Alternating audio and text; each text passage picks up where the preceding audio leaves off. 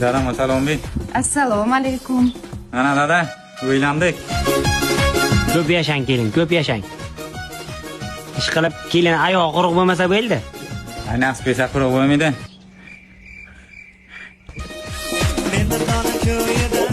Oh, bilim. Abi kelin oyog'i quruq keldimi deyman, shunga yiqildim-da.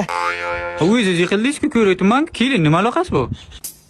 Kelin oyog'i quruq keldi. Men shu paytgacha yiqilmaganman bacham.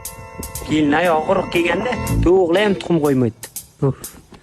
Havo ham 50 gradus bo'lgan. Bu kelin oyog'i quruq keldi-da. Uzumlari pishgan, yaqin uzumlari hammasi pishgan. Bu kelin oyog'i quruq keldi-da bacham. Pishgan ya, kelin oyog'i nima aloqasi bor endi? Pishsa yaxshi-ku. Shu paytgacha pishmaganda-da bu uzum. Mashinam yonmaydi-da. Mashina benzin tugaganda bacham. Qo'yaylik qay benzin. Benzin quyganing foydasi yo'q, kelin oyog'i quruq kelgan baribir. Dada, do'ylar ko'tarilibdi. Voy. Bu kelin oyog'i yomon quruq keldi-da bacham. Shu paytgacha do'llar ko'tarilmagan. Kelin keldi, do'llar ko'tarildi. Yomon oyog'i quruq ekan. Har kun 2 soat oyog'ingni ko'tarasan suv, haymi? Hey Jilli.